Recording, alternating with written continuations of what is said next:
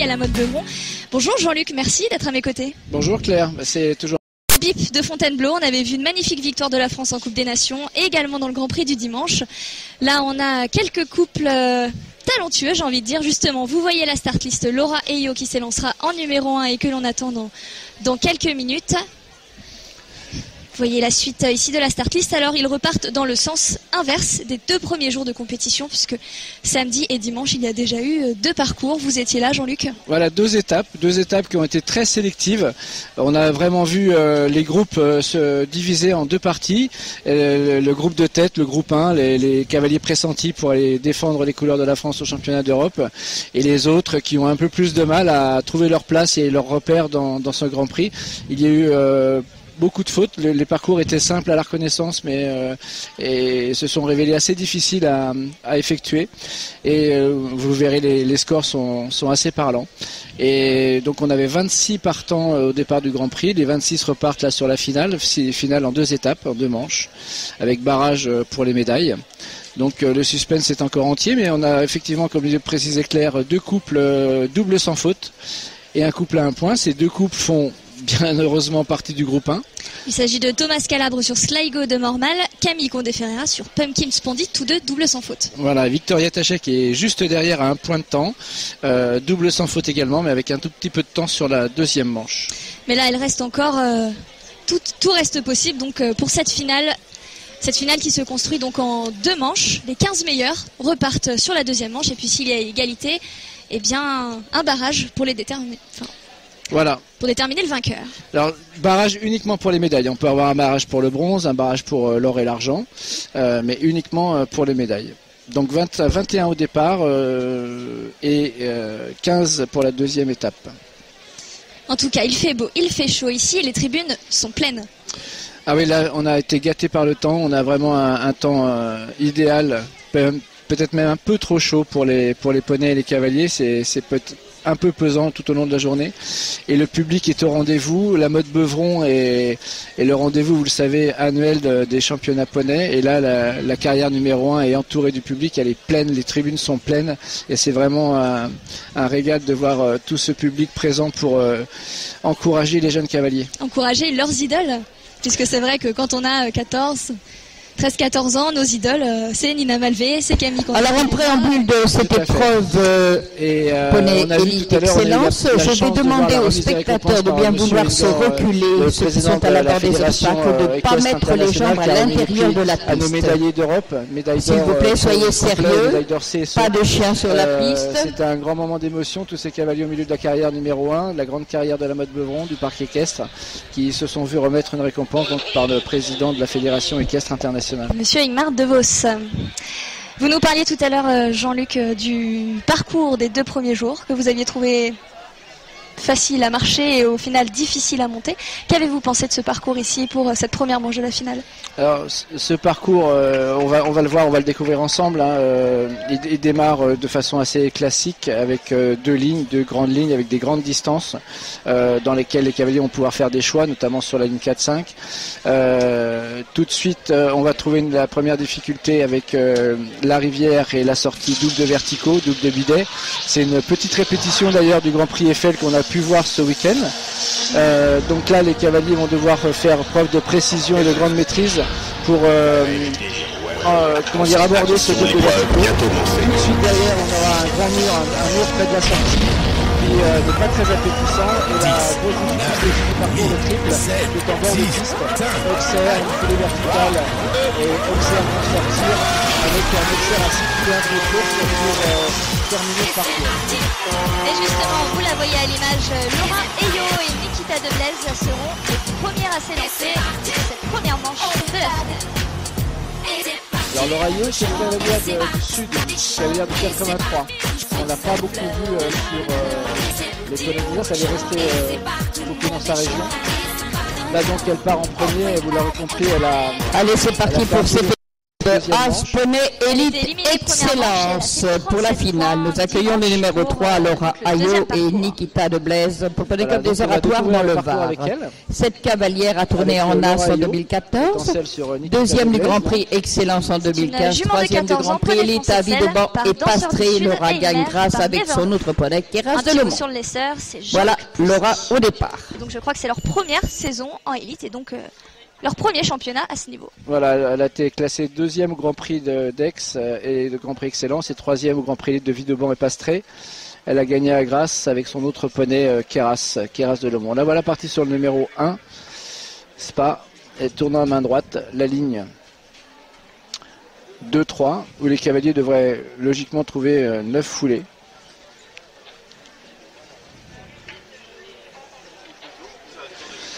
Voilà, c'est ce qu'a réalisé Laura. Alors, ils vont pouvoir faire le choix, mais bon. Ensuite, 4-5. Vertical, Auxerre, en ligne courbe. Là aussi, on peut...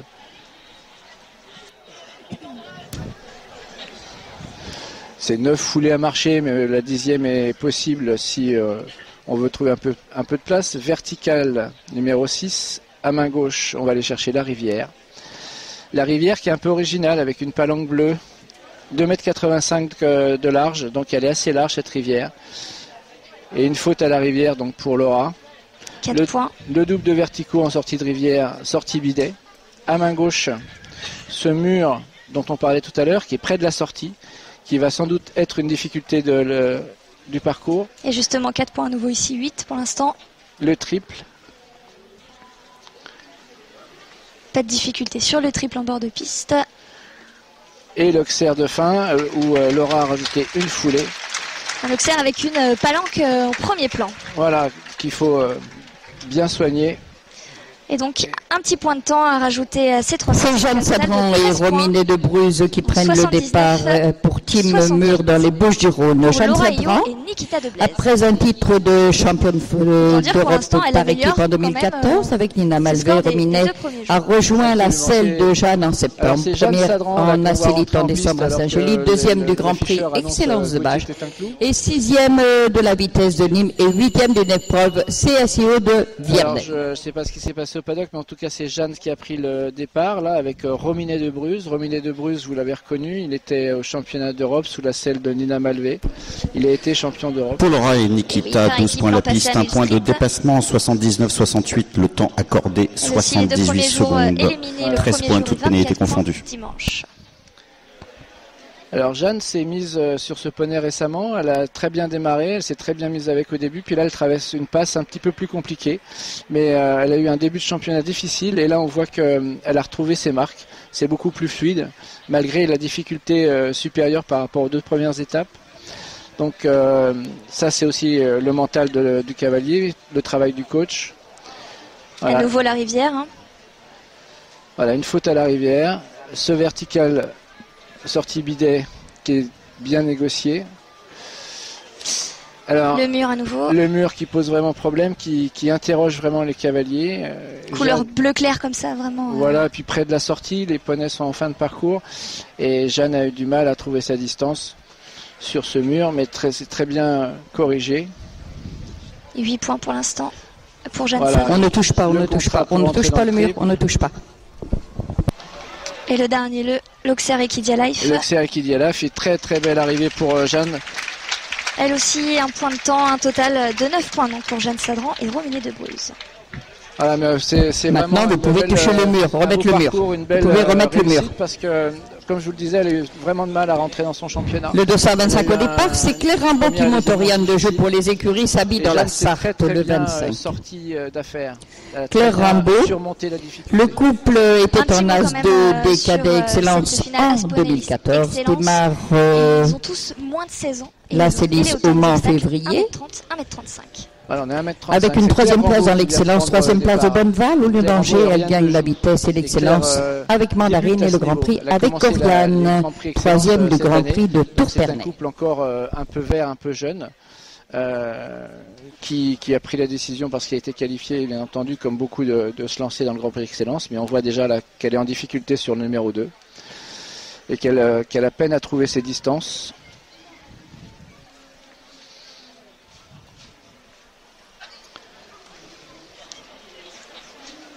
Claire a également, comme beaucoup, participé au Grand Prix Élite avec une autre ponette du même élevage, Mandarine de Joux. Voilà, Claire s'est reprise et a retrouvé le contrôle et ses marques. Avec sa jument de 13 ans, Oriane de Joux. Faute à la rivière également, je pense que cette rivière va faire beaucoup de fautes. Décidément, 3 parcours, 3 fautes sur la rivière.